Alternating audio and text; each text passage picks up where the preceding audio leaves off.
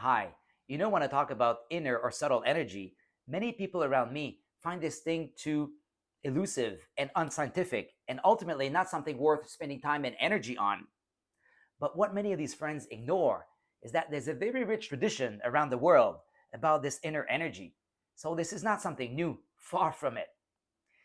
For centuries and millennia, actually, many dedicated people have worked hard to understand this subtle energy and to find ways to become extremely sensitive to it.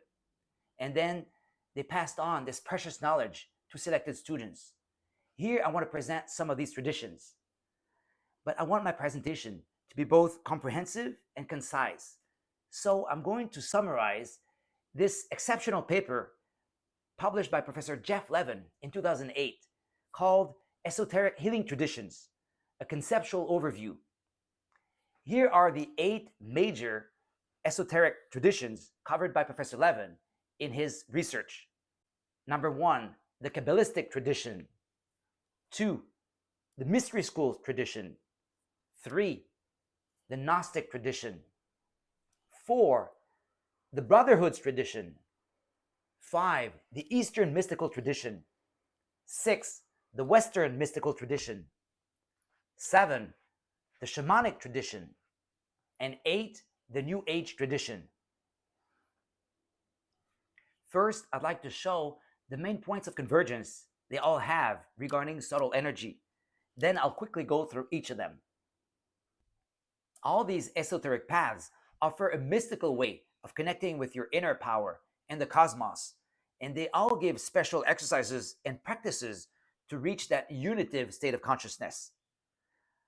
This common spiritual tradition they all share has been called the primordial tradition, secret wisdom, forgotten truth, ancient theology, perennial philosophy, or just the path.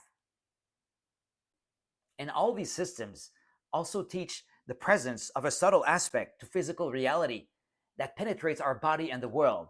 And they all have a name for this circulating vital life force, like prana, chi, waken, archeus, pneuma, vis medicatrix naturae, just to name a few. As mentioned in the previous video, about 50 cultures around the world have a term for this inner energy. In his article, Professor Levin highlights 4 common features this subtle energy has in all these traditions. He also points out that for many of them, blockage or sluggishness in your energetic flow may cause disease. Now I'd like to give a very short description of each of these traditions, starting with the ones I'm the most familiar with. This is a very brief overview. It's really an encouragement to explore further. I will start with the Eastern mystical tradition because it is the richest when it comes to inner energy, in my opinion. This tradition takes its roots in the Indian subcontinent, spreads over millennia, and views the universe as this big energetic field pulsating with life force. We can say that the idea of harnessing and cultivating this energy is part of the central teachings of Buddhism, Hinduism, and Taoism. Qigong literally means energy work. Honestly, you could spend lifetimes just exploring the teachings of this Eastern tradition.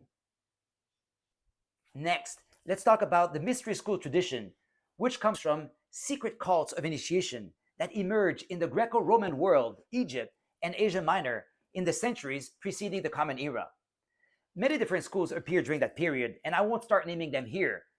But one of the most influential figures of this tradition was Hermes Trismegistus, a hybrid of the Greek Hermes and the Egyptian Thoth. And Hermeticism has a lot to say about inner energy. And this would be a great starting point if you want to explore this tradition further.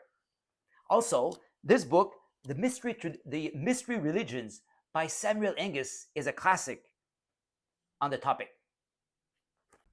For number 3, let's turn to the Gnostic tradition, which was mostly active around the time of Jesus and a couple centuries afterwards. Basically, the Gnostics were early Christians who did not share the worldview of the Roman Church.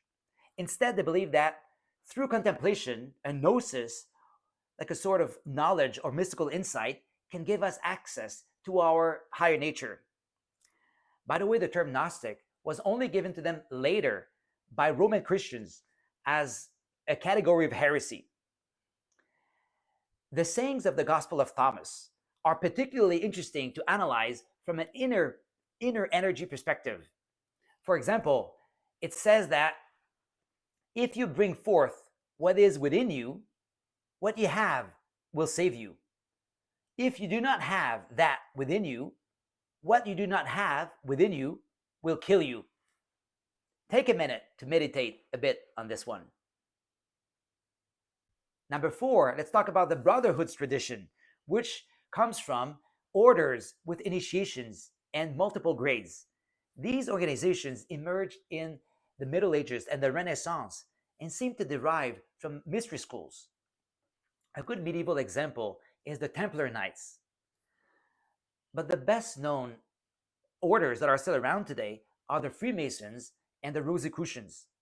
Suffice to say here that their teachings include many practices to develop your inner energy. Let's go to number 5, the Western mystical tradition. It's true that modern Gnostics and brotherhoods could be included in this category, but Levin reserved it for all the non-denominational groups that put a strong emphasis on the teachings of other traditions. 2 good examples of this tradition are Theosophy and Neo-paganism, and all the groups and societies that have stemmed from these philosophies. The teachings of these groups and philosophies have a lot to say as well on our topic of interest here, which is inner energy. Number 6 is the shamanic tradition, which refers to the teachings of many indigenous people around the globe. I know it's easy to generalize their beliefs and practices here, but they share some common points, like the figure of the shaman, similar worldviews, and the importance of inner work and medicine to access higher states of consciousness. Number 7 is the kabbalistic tradition, which I'm not too familiar with, but the Hebrew word Kabbalah means tradition, and it refers to the mystical tradition of Judaism. And the Zohar, one of the most important texts, does speak about the importance of spiritual energy for transformation. Our last category is the New Age tradition, which appeared in the 60s and 70s, and which includes a big mix of beliefs and practices. But many interesting contemporary writings about inner energy have been produced by this movement. There you have it, 8 great traditions from which you can extract useful information about that thing I cover in this channel, which is your inner or subtle energy. Thank you for your presence and your energy, and see you soon.